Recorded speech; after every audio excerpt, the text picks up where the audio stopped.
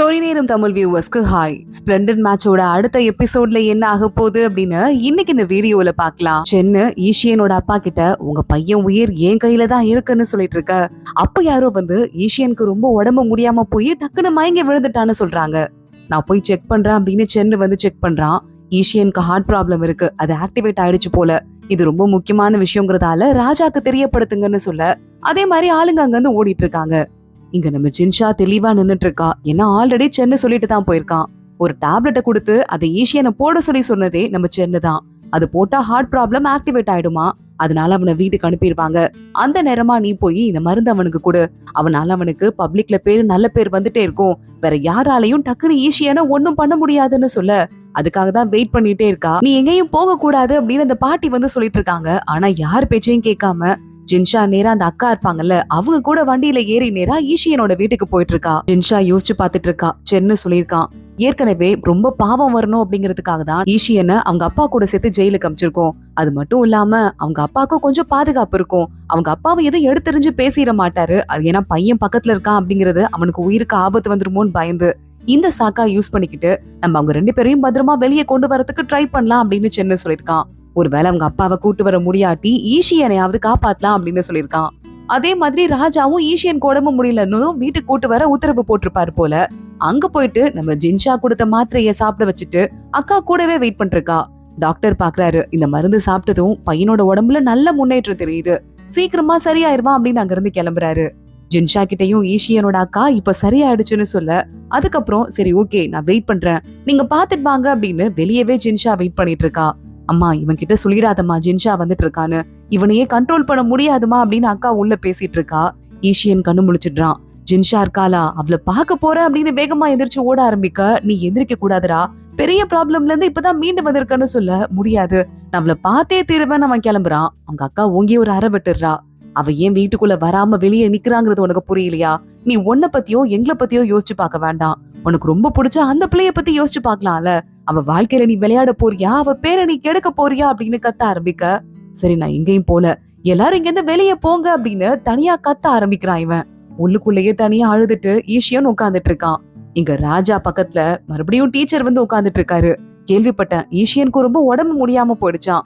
இதெல்லாம் கேட்கும் போது ரொம்ப கஷ்டமா இருக்கு, இதுக்கும் மேல அவங்களை கஷ்டப்படுத்தணும்னு தோணல அப்படின்னு ராஜா சொல்றாரு. கரெக்டா அப்பன்னு பார்த்து உள்ள சென்னு வரான். ராஜா ஈஷியனுக்கு உடம்பு முடியாம போனது மட்டும் இல்லாம அவங்க அப்பா என்கிட்ட சில உண்மைகளை சொல்லிருக்காரு, அவர் இந்த லெட்டரை கொடுத்து விட்டாருன்னு சொல்ல ராஜா அந்த லெட்டரை பாக்குறாரு. எனது ஈஷியனோட அப்பா ரிட்டையர்ட் ஆகுறதுக்கு முடிவு பண்ணிட்டாரா அப்படின்னு கேட்க இது கேட்டதுக்கு அப்புறம் தான் அந்த டீச்சருக்கு கொஞ்சம் நிம்மதியாவே இருக்கு. ஈஷியனோட அப்பா மட்டும் பவருக்கு வந்துடக்கூடாதுன்னு தானே அவர் ஆசைப்பட்டாரு, அதே மாதிரியே ரிட்டையர்ட் ஆயிட்டாருன்னு சொல்ல அவரோட உடம்பு எப்படி இருக்குன்னு டீச்சர் கேக்குறாரு. ரொம்ப முடியாம போயிருக்கு, இதுக்கு மேல மறுபடியும் சரியாகி பழைய நிலைமைக்கு வரவே முடியாதுன்னு சென்னு சொல்றான். அப்போ சரி ரிட்டையர்மெண்ட்ட ஏத்துக்க வேண்டியதான்ட்டு இவரும் சிரிச்சுட்டே சொல்றாரு, அதான் சாக போறானே அப்படின்னு. ராஜாக்கும் இப்பதான் நிம்மதியா இருக்கு. ராஜா அவங்க எல்லாரும் கிளம்பி வெளியே போனதுக்கு அப்புறமா ராஜாவாவே இருந்தாலும் பொறுப்புகள் ஒருவேளை என் கைக்கு ஃபியூச்சர்ல எல்லாமே வந்தா கூட சில சமயம் நான் தலை வணங்கி அடுத்தவங்களுக்கு வழி விட்டுதான் ஆகணும், அப்பதான் என்னோட காரியத்தை நான் நிறைவேற்றிக்க முடியும். சென்னு கூட போட்ட இந்த பிளான் படி என்னால முழுசா வந்துட்டு ஈஷியனோட குடும்பத்தை காப்பாத்த முடியாட்டி கூட அவங்க அப்பா உடம்பு ரொம்ப சீரியஸா போனா கூட ஈஷியனையும் மிச்சம் இருக்கிற குடும்பத்தையும் காப்பாத்திருக்கேன்னு ராஜா யோசிச்சுட்டு இருக்காரு. சென்னு ஜின்ஷாவை பாக்குறதுக்கு வரான். நடந்த கதையெல்லாம் சொல்ல ஆரம்பிக்கிறான். என் மாஸ்டர் ஒரு தடவை நைட்டு பகலா வேலை பார்த்ததை பார்த்து என் மாஸ்டர் கொஞ்சம் ரெஸ்ட் எடுங்கன்னு சொன்னேன். நமக்கு இருக்கிற இந்த வேலை கொஞ்ச நேரம் சீரியஸா வேலை பார்த்தா அப்புறம் முடிஞ்சிரும், ஆனா சாதாரண மக்களுக்கு இருக்கிற கஷ்டம் இருக்குல்ல அது என்னைக்குமே முடியவே போறது இல்ல. சோ நம்மள மாதிரி ஆளுங்க கொஞ்சம் எக்ஸ்ட்ரா கஷ்டப்பட்டா தப்பு இல்லைன்னு சொன்னாரு. ஆனா அவர் எப்படி எப்ப பாதம் மாறினாருன்னு எனக்கு தெரியவே இல்லைன்னு சொல்லிட்டு சென்னு ரொம்ப ஃபீல் பண்ண ஆரம்பிக்கிறான். ஜின்ஷா கையை பிடிச்சுக்கிறா. பரவாயில்ல விடுங்க, உங்களை மாதிரி ஆளுங்க இருக்கும் போது மக்களுக்கு நல்லதுன்னு செய்யறதுக்கு யாராவது வரமாட்டாங்களா அப்படின்னு கேக்குறா. சென்னும் ஆமா நான் என்னால முடிஞ்ச வரைய நல்லது செய்யணும் அப்படின்னு யோசிச்சுட்டு இருக்கான். இங்க மறுபடியும் நம்ம ஈஷியனை காட்டுறாங்க. சாப்பிடாம கூட உட்காந்துட்டு இருக்கான். அவங்க அக்கா கொஞ்சோண்டு சாப்பிடுறா அப்படின்னு கெஞ்ச ஆரம்பிக்கிறாங்க. அப்போ ஒரு வேலைக்கார பையன் வந்து சிங்லான்னு உங்க உடம்பு சரியா போகணும்னு 500 வருஷம் பழமையான மூலிகை உன்னை கொடுத்துட்டு போயிருக்காங்கன்னு சொல்ல தூக்கி போடு அதை தூக்கி போடு அப்படின்னு சொல்லிட்டு மறுபடியும் கத்த ஆரம்பிக்கிறான். இங்க இன்னொரு பக்கம் சென்னு கல்யாணம் பண்ணிக்கிறதுக்கு டவுரி கொடுக்கணும்ல ஜின்ஷாக்கு, அது என்னென்னலாம் கொடுக்குறான் அப்படிங்கறத அவங்க அம்மா படிக்கிறாங்க. எக்கச்சக்கமான காசு இருக்கு, கிட்டத்தட்ட ஒட்டுமொத்த சொத்தை அவன் கொடுக்க போறானான்னு அவங்க அம்மா கேக்குறாங்க. அந்த மருமக பாத்துட்டு அந்த பொண்ணு மேல ரொம்ப பாசம் வச்சிருப்பான் போல. நான் எழுதின டவுரியை விட எக்ஸ்ட்ரா அவனே எழுதினான், ஆனா அதுல இருக்கிற எல்லாமே வந்து அவனோட சொந்த காசுல வாங்கினதுங்கிறதால நம்ம என்ன சொல்ல முடியும்னு கேட்டுட்டு, ஆனா நான் கேள்விப்பட்டேன் இது ஈஷியனுக்கும் ஜின்ஷாக்கும் கொஞ்சம் க்ளோஸ் ரிலேஷன்ஷிப் இருந்திருக்கும் தான் போலன்னு சொல்ல, இத பாரு அத பத்தி பேசாத அப்படின்னு மறுபடியும் சென்னோட அம்மா கத்திட்டு இருக்காங்க. இங்க சென்னை அவன் தங்கச்சியை கூப்பிட்டு இந்த கிஃப்ட நீ வந்துட்டு ஜின்ஷா கிட்ட குடுக்குற அப்படின்னு காட்டுறான். ரொம்ப அழகா இருக்கு, ஆனா அதெல்லாம் கொடுக்க முடியாதுன்னு சொல்லிட்டு இவ கோவப்பட்டுட்டு இருக்கா. தெரியுது மேடம் உனக்கும் கிஃப்ட் இருக்குன்னு சொல்லிட்டு அவளுக்கு ஒரு ஜுவல்லரி பாக்ஸ் ஓபன் பண்ணி காட்ட, இது இருக்குல்ல அப்ப சரி நானும் போனா போது உன் வருங்கால மனைவி கிட்ட அந்த கிஃப்ட போய் குடுக்குறேன்னு கிளம்பிட்டு இருக்கா. இங்க ஊரை விட்டு தள்ளி வந்து படிக்கிறேன்னு சிங்கு வந்தான்ல, அவனுக்கு இந்த கல்யாண விஷயம்லாம் சுத்தமா தெரியவே இல்ல. கரெக்டா அப்பன்னு பார்த்து லெட்டர் ஒண்ணு வருது, ஊருக்கு கல்யாணத்துக்கு வா அப்படின்னு சொல்லி. அத பார்த்ததுக்கு அப்புறம் தான் ஜின்ஷாக்கும் சென்னுக்கும் கல்யாணம்னு தெரியுது.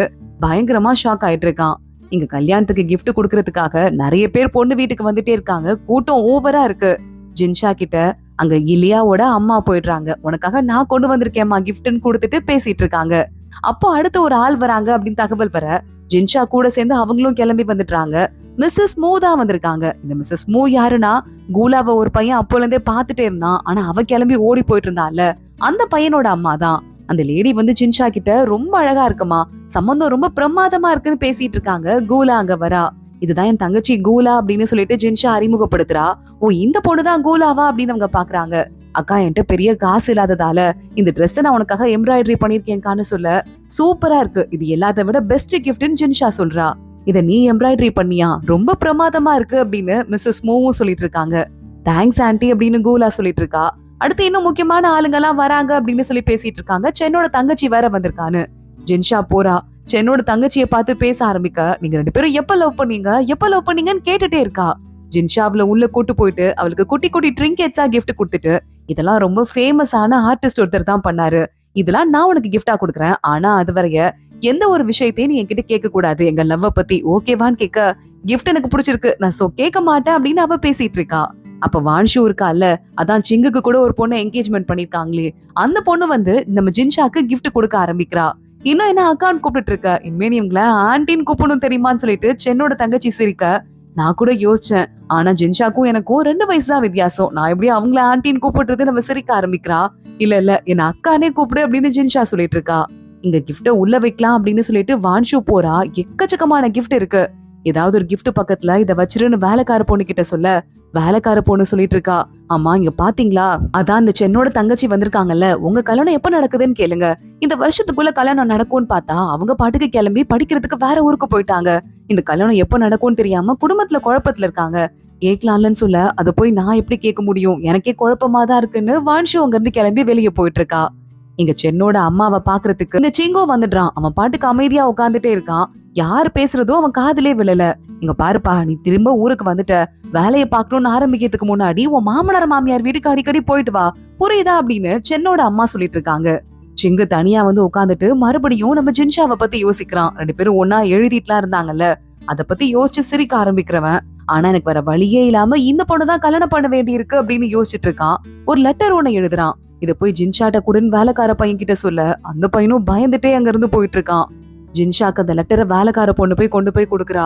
யார்கிட்ட இருந்து வந்த லெட்டர் அப்படின்னு கேட்டுட்டு, இது சிங்கு கிட்ட இருந்து வந்திருக்கு அப்படின்னு சொல்ல, இத பத்தி நம்ம தெரிஞ்சுக்கவே தேவையில்ல, லெட்டர்ல என்ன எழுதியிருந்தா என்னன்னு சொல்லிட்டு அந்த லெட்டரை ஜின்ஷா அப்பவே எரிச்சிடுறா.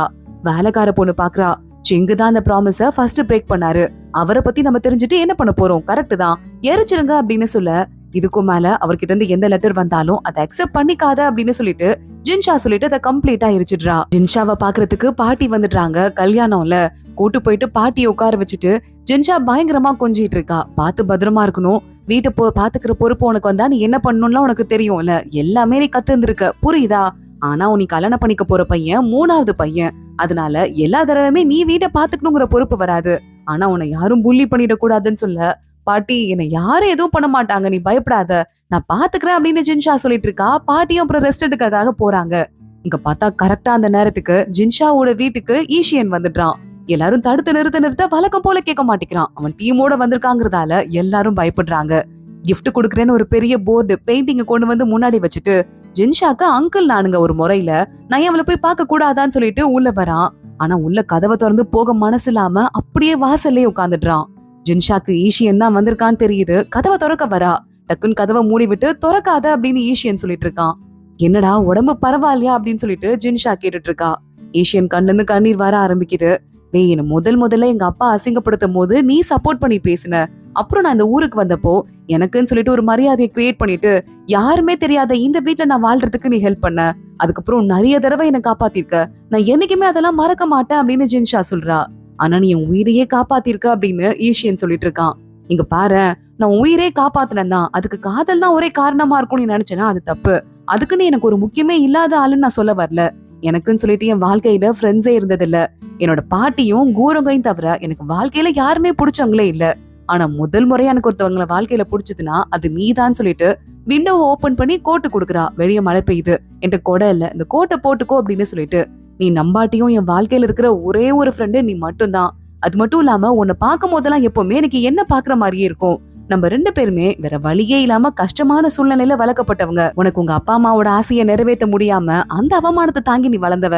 அதே மாதிரி நானும் என் அப்பா அம்மா இருந்தும் அவங்க கூட வளர முடியாம பாட்டி கூட வளர்ந்து அதனால நிறைய கஷ்டத்தை ஃபேஸ் பண்ணிருக்கேன். அதனால நம்ம 2 பேருமே வெளியே வந்துட்டு பாக்குறதுக்கு ஹார்ஷா ஒரு இமேஜ கிரியேட் பண்ணிட்டு இருக்கோம். ஆனா உள்ளுக்குள்ள ரொம்ப சாஃப்டா ஏதாவது சொன்னா ரொம்ப ஹர்ட் ஆகுற மாதிரி ஆளுங்களா தான் நம்ம எப்பவுமே இருந்திருக்கோம். சோ நான் உன்னை பார்க்கும் போது என்னையே கண்ணாடியில பாக்குறோமோன்னு கூட நிறைய தடவை தோணி இருக்கு. அதனால நீ எனக்கு ரொம்ப ரொம்ப ஒரு முக்கியமான ஆள்ரா. ஆனா அதுக்காக நான் உன்னை லவ் பண்ணிருவேன்னு நினைக்காத. ஏன் சொல்லு, நான் என் வாழ்க்கையில இவ்வளவு கஷ்டப்பட்டு வளர்ந்துட்டேன்ல. ஒரு நாள் முடியும் போதும் எனக்கு ரொம்ப டயர்டா இருக்கு. எனக்கு 18 வயசு தான். ஆனா எனக்கு எவ்வளவு தெரியுமா டயர்டா இருக்கும். என்ன மாதிரியே இன்னொரு கஷ்டப்படுற இன்னொரு டயர்டான ஆளோட என்னால வாழ முடியாதுடா. நான் வந்துட்டு உன்னை பயங்கரமா எனக்கு முக்கியமான ஒரு ஆளா நினைக்கிறேன். உன் மேல நிறைய பாசம் வச்சிருக்கேன். ஆனா காதல் அது வராதுன்னு சொல்ல, ஏன் நீ சென்னை கல்யாணம் பண்ணிக்கிட்டா டயர்ட் ஆக மாட்டியா அப்படின்னு கேட்க, தெரியாதது எனக்கு. ஆனா அதுக்கு நான் ட்ரை பண்றதுக்கு ரெடியா இருக்கேன் அப்படின்னு ஜின்ஷா அழுதுகிட்டே சொல்லிட்டு இருக்கா. இவனும் அழுதுட்டே வெளியே நின்னு கேட்டுட்டு இருக்கான். கரெக்டா அப்போ சென்னு வந்துடுறான். ஜின்ஷாவோட பாட்டி போயிட்டு அது வந்துன்னு பேச ஆரம்பிக்கிறாங்க. நான் பாத்துக்கிறேன், நீங்க இங்கிருந்து போங்கன்னு சென்னு சொல்றான்.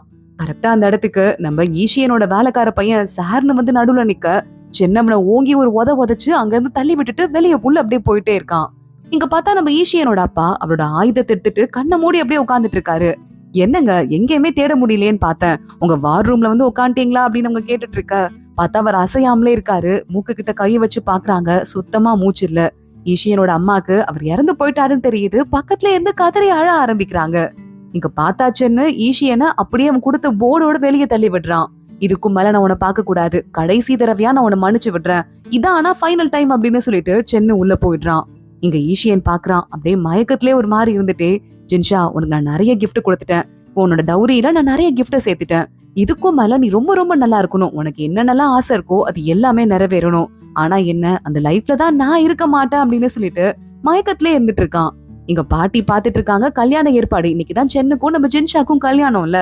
ஏற்பாடெல்லாம் ரெடியா இருக்கு. நம்ம சென்னு இந்த தடவை மாப்பிள்ளைங்களோட தோழர்களோட ஊர்வலம் வந்துட்டு இருக்கான். அரண்மனையில இருக்கிற எல்லா பெரிய கெஸ்டுமே இதுல இருக்காங்க. முக்கியமான அதிகாரிங்க அத்தனை பேரும் வரத பாத்துட்டு வந்திருக்க கெஸ்ட் எல்லாம் ஷாக் ஆயிட்டு இருக்காங்க. ஜின்ஷா உட்காந்துட்டு இருக்கா, கல்யாண மேக்கப் எல்லாம் பண்ணிட்டு. பாட்டி வராங்க, பாத்து ரெடி ஆயிட்டு வாமா அப்படின்னு அங்க இருந்து கிளம்பி போறாங்க. கூலா பாக்குறா, அக்கா நீ ரொம்ப அழகா இருக்க அப்படின்னு சொல்லிட்டு இருக்கா. கரெக்டா அப்பனே இந்த இன்னொரு பாட்டி அப்பா பாட்டி இருக்காங்கல்ல, அவங்க வந்துட்டு எவ்வளவு முக்கியமான கெஸ்ட் எல்லாம் வந்திருக்காங்க, நம்ம வீடு பொண்ணியம் தான் பண்ணிருக்கு, போலாம் போலாம் அப்படின்னு அவங்க ஒரு பக்கம் கிளம்பி உள்ள போயிட்டு இருக்காங்க. ஜின்ஷா வெளியே போறதுக்கு முன்னாடி அவ கண்ணுக்கு அவங்க அம்மா நிக்கிற மாதிரி தெரியுது. அவ முகத்தை தொட்டு பாக்குற மாதிரி தெரியுது. ஜின்ஷா அவங்க அம்மா செஞ்சு கொடுத்த அந்த ட்ரெஸ்ஸை தான் போட்டிருக்கா. அடுத்த நேரா வெளியே வரா. அதே மாதிரி சென்னும் பொண்ணை கூட்டு போறதுக்காக வர 2 பேரும் சேர்ந்து சடங்குகள் எல்லாம் ஆரம்பிக்கிறாங்க. வணங்க ஆரம்பிக்கிறாங்க மாறி மாறி. ஜின்ஷா லைட்டா ஸ்லிப் ஆக மாதிரி போறா அப்படின்னு சொல்லிட்டு சென்னு பாக்குறான். சடங்கெல்லாம் முடிஞ்சிருச்சு, இனிமே நீ என் பொண்டாட்டின்னு சொல்லிட்டு அவளை தூக்கிட்டு அங்க இருந்து நடந்துட்டு இருக்கான். அங்க இருக்கிற எல்லாரும் சிரிக்கிறாங்க பாத்துட்டு ஹாப்பியா.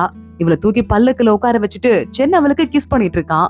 அடுத்த நேரம் அவன் குதிரையில ஏறிக்க ஊர்வலம் ஆரம்பிக்குது. சென்னை அவனோட வீட்டுக்கு ஜின்ஷாவை கூட்டு போயிட்டு இருக்கான். இவங்க ஊர்வலம் கிராண்டா போயிட்டே இருக்க, ஆப்போசிட்ல பார்த்தா ஈஷியனோட அப்பா இறந்து போன ஊர்வலம் வந்துட்டு இருக்கு. 2 பேரும் ஒரே ஸ்ட்ரீட்ல மீட் பண்ணிக்கிற மாதிரி இருக்கு. சென்னு பாத்துட்டு ஷாக் ஆயிடுறான். என்னது, இவர் இறந்து போயிட்டாரா அப்படின்னு சொல்லிட்டு இப்பதான் அவன் யோசிச்சு பாத்துட்டு இருக்கான். ஜின்ஷா ஆனா உள்ளுக்குள்ள பல்லக்குல இருக்காங்கிறதால வெளியே என்ன நடக்குதுன்னு தெரியல. வழி விடுங்க அப்படின்னு நம்ம சென்னு சொல்லிட்டு இருக்கான். சாவு ஊர்வலம் போட்டோம் அப்படின்னு சொல்லிட்டு. ஆனா அதுக்கும் முன்னாடி அவன் போட்டோம் அப்படின்னு சொல்லிட்டு வேகமா ஈஷியன் வழி விடுங்கன்னு கத்த ஆரம்பிக்க, இவங்களோட ஒட்டுமொத்த ஊர்வலமும் தனியா தள்ளி நின்னு வழி விட்டுட்டு இருக்காங்க. நல்வேலை பாவம், அவங்கள பார்க்க எனக்கு பாவமா இருக்கு. அவங்க அவ்வளவு சோகமான நேரத்திலயும் நமக்கு வழி விட்டு இருக்காங்க பாரு அப்படின்னு ஜின்ஷா உள்ளுக்குள்ள இருந்துட்டு யாருனே தெரியாம ஈஷியனை பத்தி பேசிட்டு இருக்கா. இவங்க ஊர்வலம் கிராஸ் ஆகி போகும்போது சவப்பெட்டிய பார்த்து சென்னை யாருக்கும் தெரியாம ஒரு வணக்கத்தை போட்டுட்டு அப்படியே அங்க இருந்து போயிட்டு இருக்கான். கரெக்டா பல்லுக்கு கிராஸ் ஆகுது. கண்ணு கூட திறந்துட கூடாதுன்னு சொல்லிட்டு ஈஷியன் கண்ணை இறுக்கமா மூடிக்கிறான். வாங்க போலாம் அப்படின்னு சொல்லிட்டு அங்க இருந்து கிளம்பிட்டு இருக்கான். இங்க நம்ம சென்னோட வீட்ல கிராண்டா எல்லா செலிப்ரேஷனும் ரெடியா இருக்கு. பொண்ணு மாப்பிளையும் இங்க வந்து சில சடங்குகள்லாம் பண்ணிட்டு இருக்காங்க.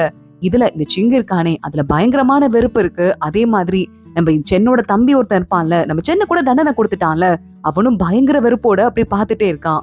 ராஜ உத்தரவு வருது. ஜின்ஷாக்கு இளவரசிக்கு அடுத்த ஸ்டேஜ் பெரிய லேடிக்கு கொடுப்பாங்கல்ல மரியாதை, அந்த மரியாதையை கொடுத்து ராஜா உத்தரவு போட்டிருக்காரு. ஜின்ஷாக்கு இவ்ளோ பெரிய பொறுப்பானு அங்க நிக்கிற எல்லாரும் பயங்கரமா ஸ்டமக் பர்ன் ஆக ஆரம்பிக்கிறாங்க. ஜின்ஷா ரூம்ல வந்து உட்கார்ந்துட்டு இருக்கா. யாரோட சாவு ஊர்வலம் போச்சு, எனக்கு ஏதோ குரல் கேட்கும் போது ஈஷியன் மாதிரி தோணுச்சுன்னு ஜின்ஷா வேலைக்கார பொண்ணுகிட்ட சொல்லிட்டு இருக்கா. நீங்க தேவையில்லாம கஷ்டப்படாதீங்க, ஈஷியன் நேத்து தானே நம்மள வந்து பார்த்தான், திடீர்னு அவனுக்கு என்ன ஆயிருக்க போகுது அப்படின்னு சமாதானப்படுத்திட்டு இருக்கா. இங்க இன்னொரு பக்கம் வெளியே விருந்து தடபுடலா நடந்துட்டு இருக்கு.